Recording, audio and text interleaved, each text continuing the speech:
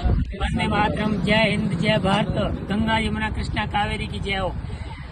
आज मैं फिलहाल राजस्थान के बाड़मेर जिले के गुड़ा महारानी के ठीक पूर्व दिशा में 2 किलोमीटर दूर जहाँ रतनपुरा ब्रिज बना हुआ है, पुल बना हुआ है, जो लवणवती या लूनी नदी के ऊपर बना हुआ है। फिलहाल मैं इस पुल पे खड़ा हूँ और मेरे साथ बहुत से दर्शक लोग भी खड़े हैं जो लूनी नदी का नजारा देखने के लिए आए। कैमरे के पीछे शंकर गोदारा कांदी की गाड़ी से मैं शंकर जी से निवेदन करना चाहूँगा कि मेरे ठीक दाएं हाथ की तरफ जहाँ से जल आ रहा है ये लूनी नदी का पानी है। और लूनी नदी में पता है कि नागपार अजमेर की पहाड़ियों से निकलती है।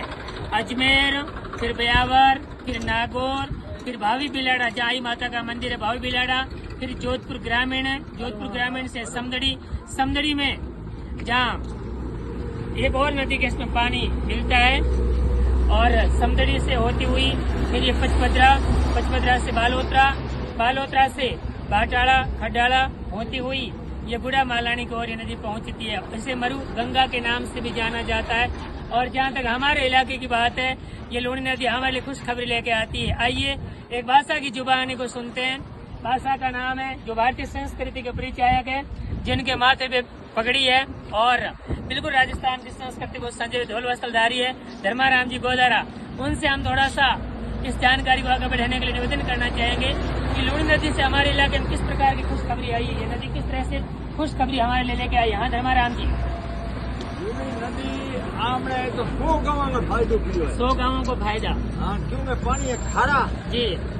लूनी नदी पूरी ना मीठा हो गया पानी। हाँ, जीरा वही, गेहूँ वही, बिल्कुल हर प्रकार का धान वही, किसान ने मिली फायदो। हाँ, बहुत जोर को बिल्कुल।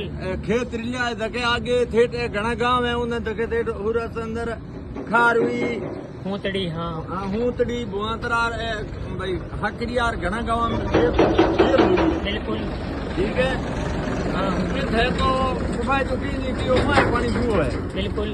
पर आमने बेरा का पानी 15 किलोमीटर तक मीठा। बिल्कुल। हाँ बिल्कुल पालर हो जी। जीरा हो खेता में जोरदार, नहीं तो जीरा नहीं हुए। बिल्कुल साहब। बिल्कुल साहब। तो देखो बात धर्माराम जी बता रहा है कि लूनी नदी जिन टाइम मालानी इलाके महीने आवे तो आ कुआ ने रिचार्ज कर देवे और कुआ रो चले स्तर ऊंचो आ जावे।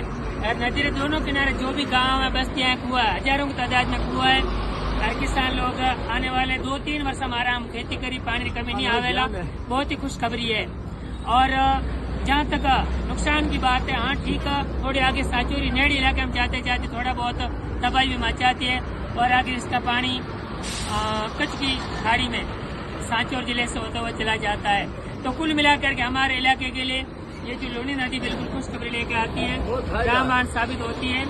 और जहाँ तक पशुओं की बात है और भी पशु पक्षियों की बात है, सबके लिए जल जीवन है। जल है तो कल है, जल है तो बल है, जल के सिवाय कुछ भी नहीं है। और हमारे तो देवानी संस्कृत में श्लोक भी कहते आए हैं कि परोपकाराय वहन्ति नद्यः, परोपकाराय दुहन्ति गावः, परोपकाराय फलन्ति वृक्षाः, परोपकाराय शतां विभूतयः। कि नदियाँ जो होती है वो दूसरों का भला करने के लिए, उपकार करने के लिए, धर्म करने के लिए बहती है। गाय होती है परोपकार के लिए दूध देती है और जो वृक्ष होते हैं वो परोपकार के लिए फल देते हैं। इसी तरह से धर्माराम जी जैसे जो सज्जन लोग, भले लोग होते हैं, उनका भी जीवन काल परोपकार करने के लिए होता है। तो आइए हमारे देशभक्ति गान को आगे बढ़ाते हुए इस व्लॉग को विराम देते हैं। जहाँ गंगा यमुना कृष्णा और कावेरी बहती जाए, जहाँ उत्तर दक्षिण पूर्व पश्चिम को अमृत पिलवाए, ये अमृत पिलवाए। मेरे देश की धरती सोना उगले उगले हीरे मोती, मेरे देश की धरती। उत्तर में देखूं तो मारो हिमालय चमके, हिमालय चमके रे ए नदियाँ कड़के, हिमालय चमके रे ए नदियाँ कड़के, नदियाँ कड़के रे यो पानी पड़के।